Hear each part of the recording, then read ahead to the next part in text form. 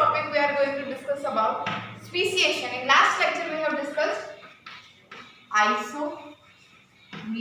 We have discussed about the types of isolation and what is isolation.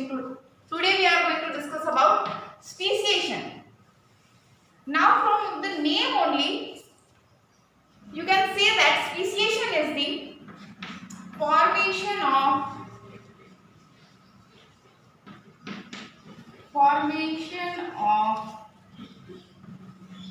new species.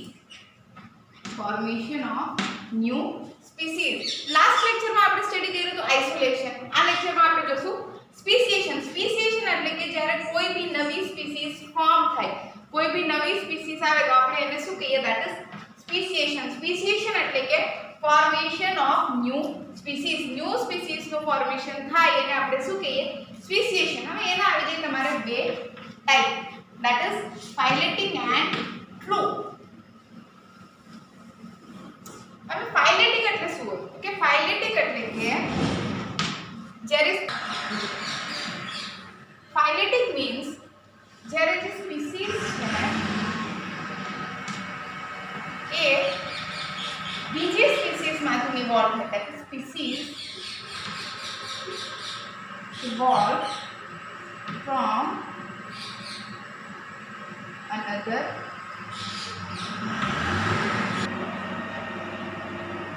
species. Phyletic means કે જ્યારે જે species છે, new species છે, એ કેમાંથી evolve થાય તો કે બીજી કોઈ સ્પીસીઝ का ઓલરેડી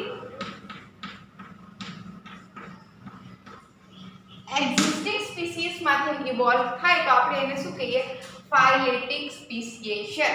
ફાઇલેટિક સ્પેસિએશન માં શું થાય તો કે જે નવી સ્પીસીઝ છે એ ઓલરેડી એક્ઝિસ્ટિંગ સ્પીસીઝ માંથી ઇવોલ્વ થાય. બટ આમાં કેવું થાય કે જેમાંથી ઇવોલ્વ થઈ છે ને એ સ્પીસીઝ એટલે કે આ સ્પીસીઝ પછી રહેતી નથી. કઈ સ્પીસીઝ આવી જાય? Direct new species. New species નું ડેવલપ કેમાંથી થાય તો કે જે ઓલરેડી એક્ઝિસ્ટિંગ છે એમાંથી.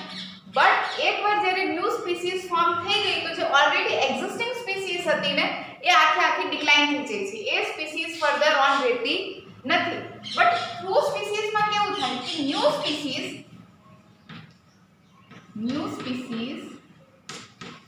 અને એક્ઝિસ્ટિંગ સ્પીસીઝ બંને સ્ટે કરે છે. ન્યુ સ્પીસીઝ ની સાથે સાથે એક્ઝિસ્ટિંગ સ્પીસીઝ જે છે કે જેમાંથી ઇવોલ્વ થઈ છે બે એક્ઝિસ્ટન્સ કરે છે. ફાઇલેટિક માં એક જ જે નવી સ્પીસીઝ હોય એ જ આગળ વધે છે અને ટ્રુ સ્પેસિએશન માં કેવું થાય કે new species as well as કે જે ઓલ્ડર સ્પીસીઝ હતી જેમાંથી ઇવોલ્યુશન થયું છે એ બંને સ્પીસીઝ એક્ઝિસ્ટ કરશે. હવે તમારે સ્પેસિએશન ઇન ડિટેલ સ્ટડી કરવું હોય તો તમારે એને 3 પાર્ટમાં ડિવાઇડ કરવું પડે.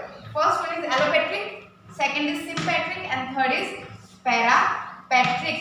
સ્પેસિએશન એટલે કે formation of new species. Evolution નો જે પ્રોસેસ છે એની માટે તમારા આઇસોલેશન અને સ્પેસિએશન બે બહુ ઇમ્પોર્ટન્ટ ટોપિક છે. હવે એમાં ફર્સ્ટ આવી જાય તમારે એલોપેટ્રિક સ્પેસિએશન. હવે એલોપેટ્રિક સ્પેસિએશન માં શું થાય તો કે જીઓગ્રાફિકલ બેરિયર આવી જાય. Geographical barrier, that is geographical isolation. Geographical isolation. હવે જીઓગ્રાફિકલ આઇસોલેશન માં શું આવે તો કે માઉન્ટેન, રિવર, વેલી એ બધી વસ્તુ એમાં કે તો due to geographical barrier or geographical isolation જ્યારે નવી સ્પીસીઝ નું ફોર્મેશન થાય તો એને આપણે શું કહીએ? એલોપેટ્રિક સ્પેસિએશન. હવે જીઓગ્રાફિકલ બેરિયર ક્યાં હોય? તમારા માઉન્ટેન, રિવર, વેલી. હવે આમાં થાય એવું કે ડ્યુ ટુ ધીસ બેરિયર્સ આજે તમારા માઉન્ટેન, વેલી, રિવર્સ આવી ગયું એના હિસાબે શું થયું? જે પોપ્યુલેશન છે એ અલગ અલગ પાર્ટમાં ડિવાઈડ થઈ ગઈ, આઇસોલેટ થઈ ગઈ. એના હિસાબે મેટિંગ પોસિબલ થતી નથી. એમાં જે લોંગર ટાઈમ સુધી મેટિંગ એ લોકો વચ્ચે પોસિબલ નથી અને એમાં ધીરે ધીરે શું થઈ જાય તો કે વિધાઉટ મેટિંગ એમાંથી કંઈક ન્યૂ સ્પીસીઝ ડેવલપ થઈ જાય. તો કે જ્યારે ન્યૂ સ્પીસીઝ નું ફોર્મેશન થાય due to geographical barrier or geographical isolation એને આપણે શું કહીએ? એલોપેટ્રિક સ્પેસિએશન. સેકન્ડ આવી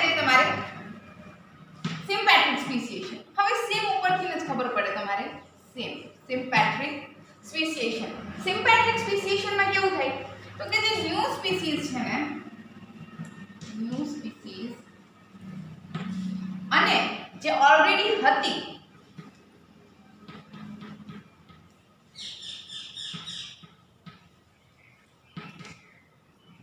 એક્ઝિસ્ટિંગ સ્પીસીઝ એ બંને સેમ હેબિટેટમાં રહે છે. એ બંને સેમ હેબિટેટમાં રહે છે. જ્યારે એવું બને કે જે સ્પીસીઝ છે એ કેવી રીતના ડેવલપ થાય તો કે બંને new species as well as કે જેમાંથી ઇવોલ્વ થઈ છે એ species both species live in the same habitat અને જે સ્પીસીઝનું ફોર્મેશન થાય એને આપણે શું કહીએ તો કે સિમ્પેટ્રિક સ્પીસિએશન. થર્ડ આવે છે આપણે પેરાપેટ્રિક સ્પીસિએશન. પેરાપેટ્રિક સ્પીસિએશન કાંઈ નથી, એમાં ખાલી intermediate છે. It is intermediate between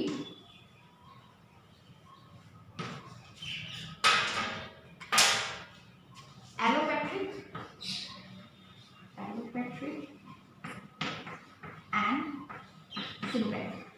Allopatric and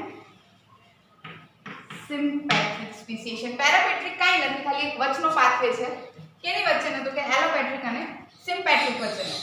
સ્પીસિએશન એટલે કે ફોર્મેશન ઓફ ન્યૂ સ્પીસીઝ. એના બે ટાઈપ આવે, ફાઇલેટિક એન્ડ ટ્રુ. ફાઇલેટિકમાં કેવું થાય કે જે ન્યૂ સ્પીસીઝ ડેવલપ થાય છે એ new species further on move on થાય અને જેમાંથી ઇવોલ્વ થઈ છે ને એ સ્પીસીઝ ત્યાં પૂરી થઈ જાય. ટ્રુ સ્પીસીઝમાં કેવું હોય તો કે જે new species as well as new species જેમાંથી ઇવોલ્વ થઈ છે એ ઓલ્ડર સ્પીસીઝ બંને એક્ઝિબિટ કરે છે, બંનેનું એક્ઝિસ્ટન્સ છે.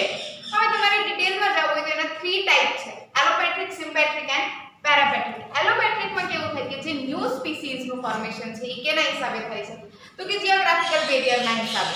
તો જીઓગ્રાફિકલ આઇસોલેશનના હિસાબે જ્યારે ન્યૂ સ્પીસીઝનું ફોર્મેશન થાય તો આપણે એને શું કહીએ? એલોપેટ્રિક.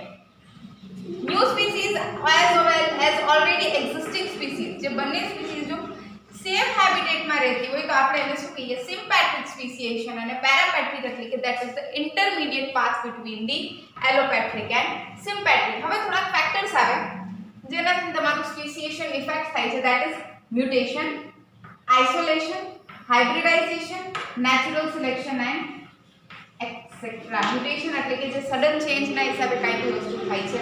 આઇસોલેશન આપણે કાલ જ સ્ટડી કર્યું. Isolation is separation. પછી આવી જાય આપણે હાઇબ્રિડાઇઝેશન. એના પછી natural selection. Natural selection means જે ફિટેસ્ટ હોય છે એ સર્વાઇવ કરે, નેચર ડિસાઇડ કરે. અને ઘણા બધા speciation is the formation of new species.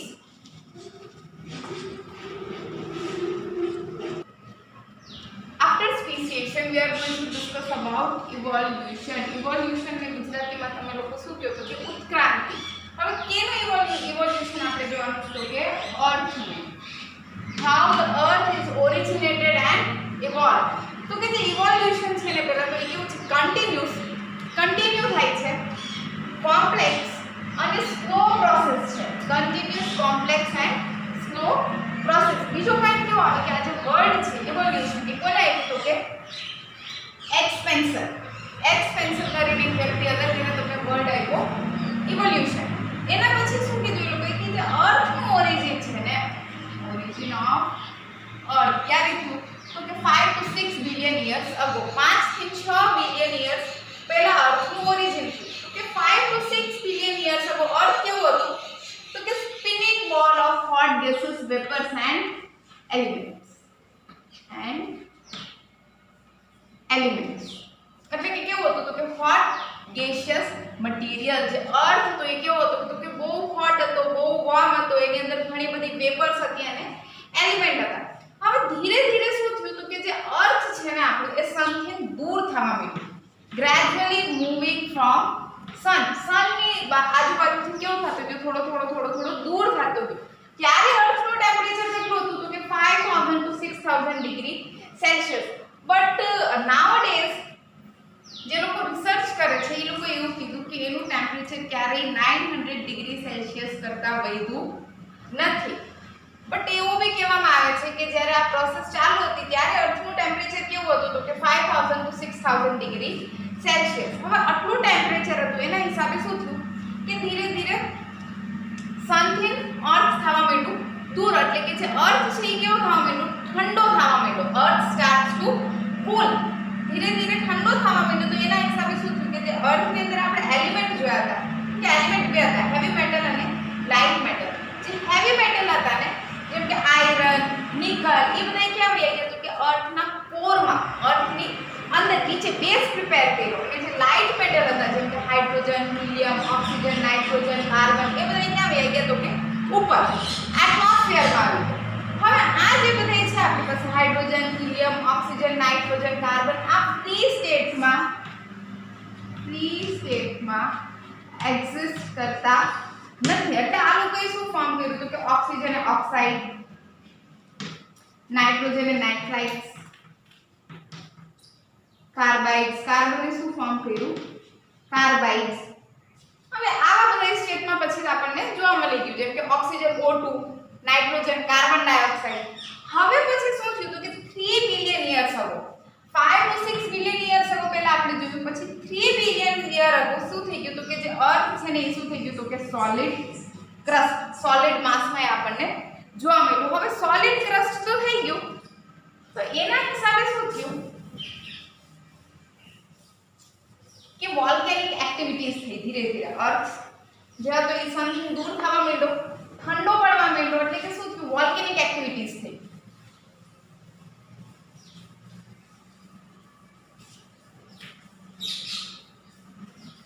શું થઈ ગયું તો કે વોલ્કેનિક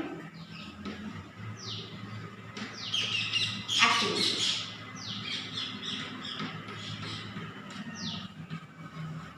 હવે આ વોલ્કેનિક એક્ટિવિટીઝના અકોર્ડિંગ શું થવા માંડ્યું તો કે જે અર્થ છે ને ડિવાઇડ થવા માંડ્યું, અલગ અલગ ભાગમાં એ ડિસ્ટ્રીબ્યુટ થઈ ગયું. શું થઈ ગયું તો કે ડિસ્ટ્રીબ્યુટ.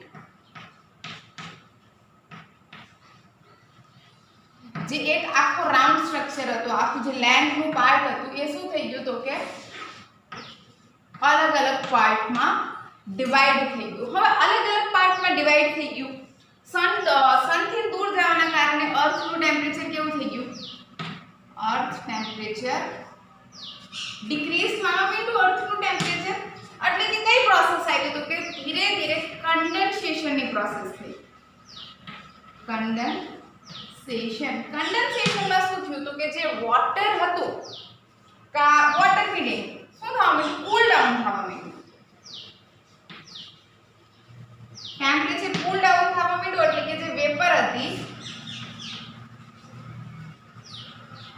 એ વેપર લાઇટની ઉપર જવા માંડી અને એઝ ધ ફોર્મ ઓફ રેન, રેનના ફોર્મમાં એ ક્યાં આવી ગઈ પાછી અર્થની અંદર આવી ગઈ. હવે રેનના ફોર્મમાં એ અર્થમાં આવી તો ગઈ, બટ આ જે વોલ્કેનિક ઇરપ્શનના કારણે આ જે લેન્ડ હતું એ અલગ અલગ પાર્ટમાં ડિવાઇડ થઈ ગયું. તો એમાં શું આવ્યું ઘણા બધા ડીપ વેલીઝ કા ખાઈ જેવા સ્ટ્રક્ચર બન્યા હતા. તો એ જે ડીપ સ્ટ્રક્ચર હતા ને, ડીપ સ્ટ્રક્ચર જે હતા એમાં શું ફિલ થઈ ગયું તો કે વોટર. એમાં શું ફિલ થઈ ગયું વોટર. અને એ જે ડીપ સ્ટ્રક્ચર હતા જેની અંદર વોટર ફિલ થઈ ગયું એને નાઉડેઝ આપણે શું કહીએ છીએ તો કે ઓશન્સ, એટલે કે આપણા જે મહાસાગર છે બધાય એ. અને જે લેન્ડનો માસ હતો એને આપણે શું કહીએ હતા